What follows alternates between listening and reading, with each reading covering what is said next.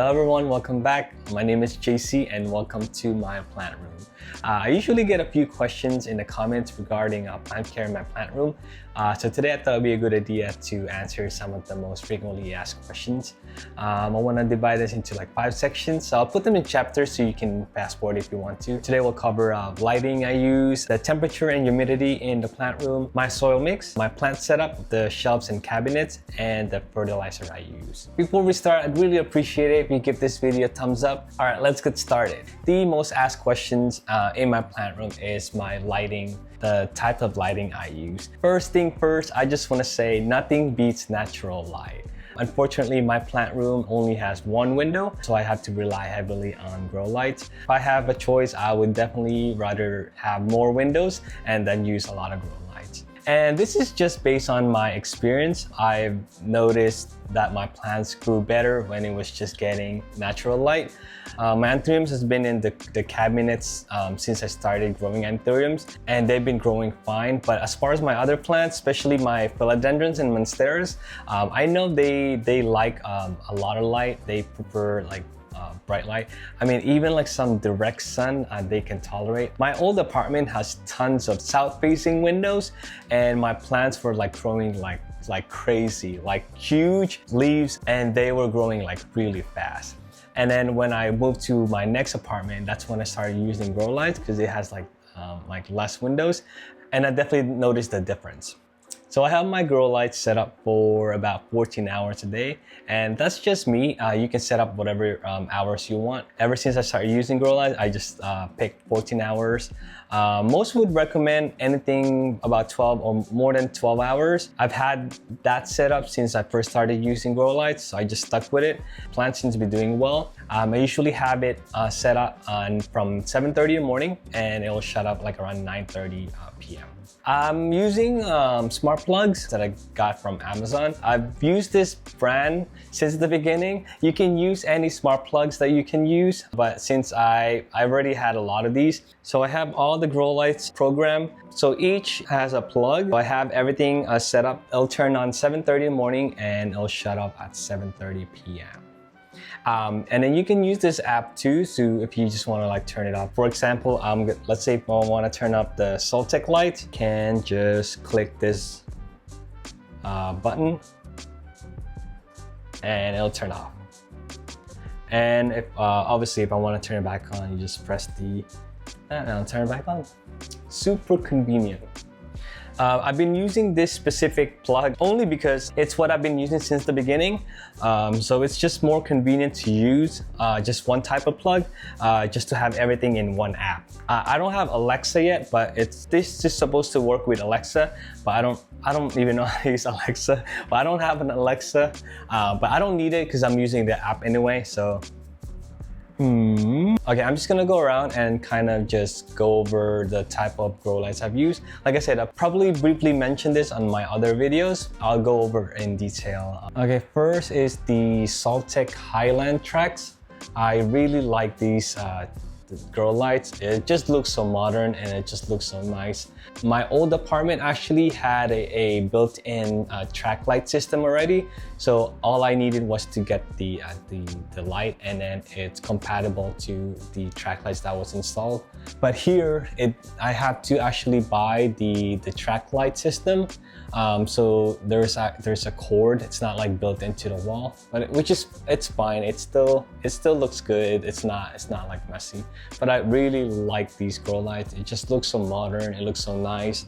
It might just be a little too far from my plant. I should have moved it closer, but it's okay. I think I'm just gonna do. I might put an extra grow light next to the caramel marble. This 2 shelf.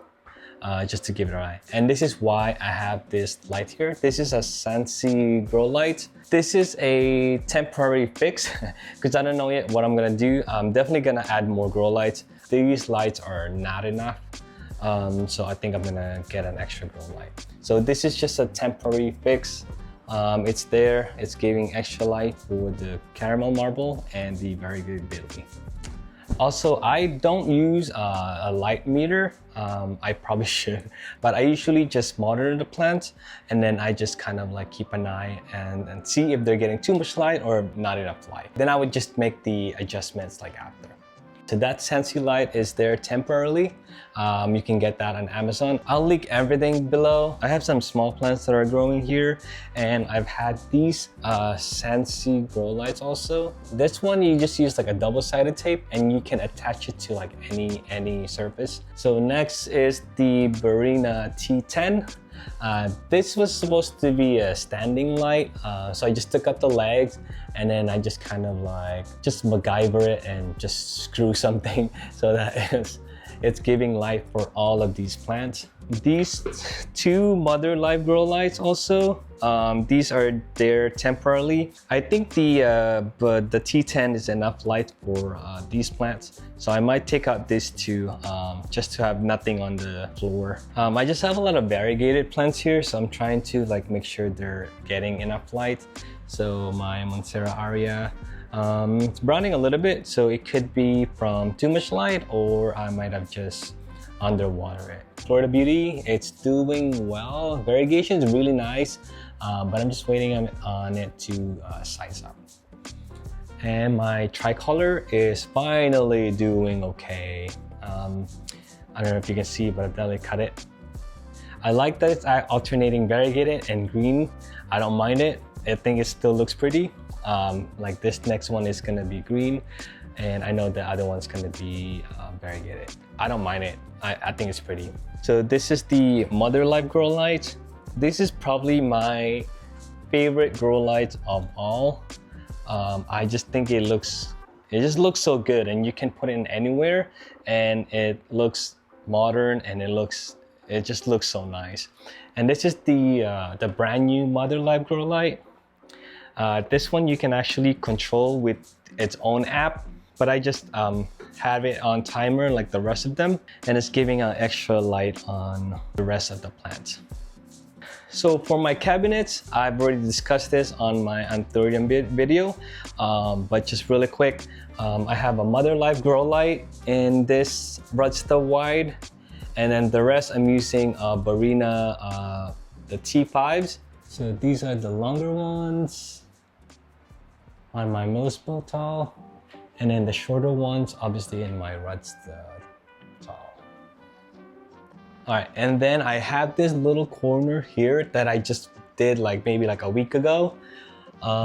This one is a grow light that I got from Amazon. I call it Amazon dupe because it looks like a Soltech light, but it's not. It's way cheaper, and so far it's doing its job. This one I just got just randomly, and I've just stuck with it, and I don't mind it. It's working. It looks good. Plus, I usually have this windows open. This corner is definitely getting enough light. All right, next I want to cover is the temperature and humidity inside the plant room. First, I'm in San Diego. It's pretty warm year round. Temperature may change a little bit during winter, but not too much. And usually during winter, all my windows, my doors are usually shut.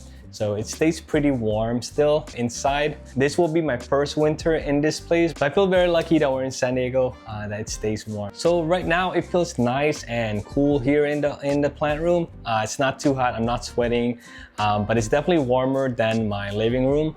I think with all the plants and all the grow lights that turn on, it definitely increased the temperature here. Plus I usually have the fan on running most of the time. It's not running 24/7. My IKEA cabinets, the fans are running 24/7, and that's just, there's no timer. It's just plugged into the power outlet and it's just running 24/7. So inside the cabinet, humidity is really high, so you really want to have a proper airflow all the time. It's non-negotiable. You need proper airflow all the time. Also, humidity. I have a humidifier here, but it's never on.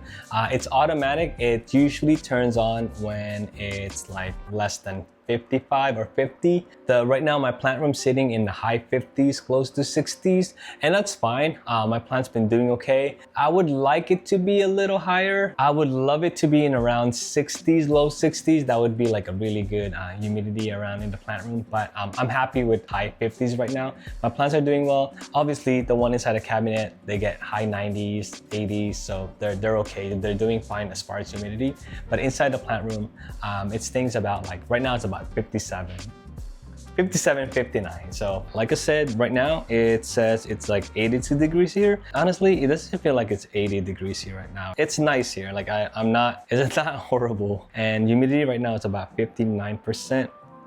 So that's really good. I'm really happy with that. If it's like over 60s, I will be really happy, but it's close to 60, so I think 59 is okay. I swear it doesn't feel like 82 degrees here, so this might be wrong. I don't know, maybe. Obviously, my cabinets are in the 80s or 78%. It's usually in the high 80s, sometimes 90s, but I need to water a lot of these, so most of these plants are dry, so I think that's why. This one is in like 84%.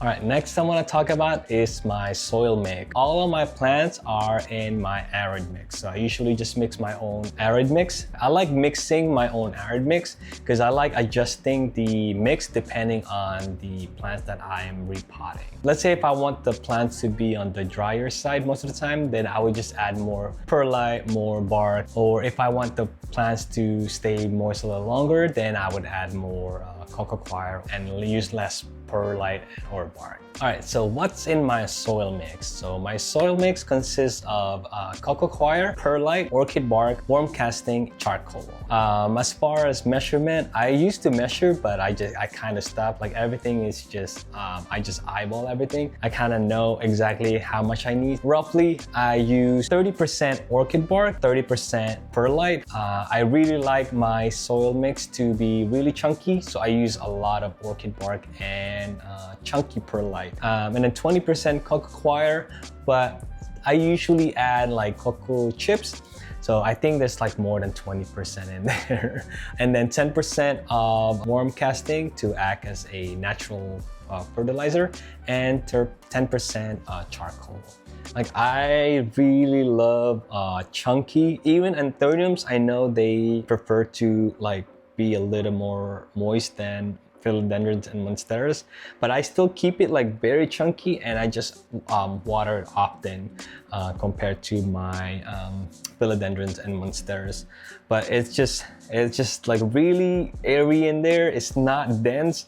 You can see the roots. There's like space to breathe like in between like the perlite and barks. So I've been mixing my own arid mix for a while now, and this is because the plants just like loved it. All right, so typically this is how I'm gonna mix my arid mix. So I have everything here. So I have my coco coir, my chunky perlite, just regular perlite. I've been using the chunky perlite. They're a little too big, but I'd rather use that than the regular perlite. I have some cocoa chips there, orchid barks, and worm casting and charcoal somewhere there also. So this is how I would normally mix my arid mix. So I would start with coco coir, then I would add my cocoa chips. Yeah, same amount. So I have the cocoa chips, cocoa husk, cocoa chip or cocoa chips, whatever, and the coco coir here. Add my perlite. Make sure you're wearing a mask or do it outdoor. And then my my orchid barks.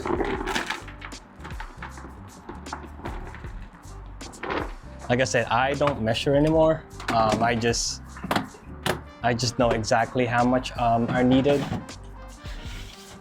And then lastly, I'm adding the worm casting and charcoal. So just a little bit of charcoal. I like using the big chunky charcoals. The other ones are like too fine that they just mix into the soil, but I like using this because they add extra aeration to the soil. And then the worm casting.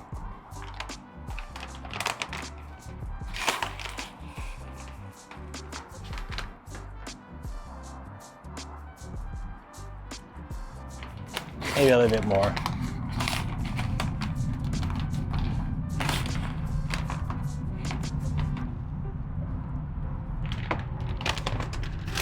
So this is how it would look like when I'm mixing my arid mix.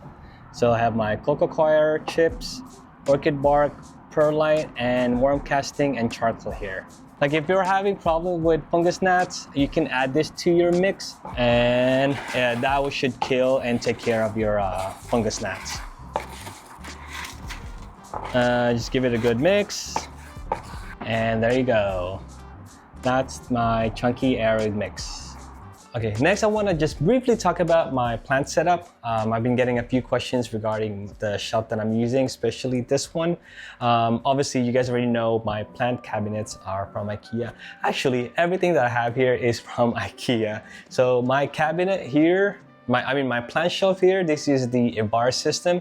This is from IKEA also. I love this shelf because you can really customize, like you can move each shelf whatever height you want. I should have got the taller version. But anyway, I added a table here just because in my last place I wanted something to like have like a place where I can repot plants. Yeah, so it just goes like that. But right now I haven't been using it just because I have the patio. It works right now because at least it's hiding the junk under. And you guys already know my IKEA cabinets, also all from IKEA. But I got all of them from Facebook Market or Opera. So I got everything used and it was already built, and I got them cheaper. That's also from IKEA. That's also from IKEA. That's also from IKEA. That stand is also from IKEA. So literally everything here is from IKEA.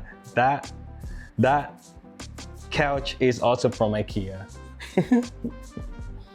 IKEA, please sponsor me. All right, last thing I want to talk about is the fertilizer that I use. I've been using GT foliage plus some fish poop. I've been using this for many years now, and I'm really happy with how it's doing to my plants.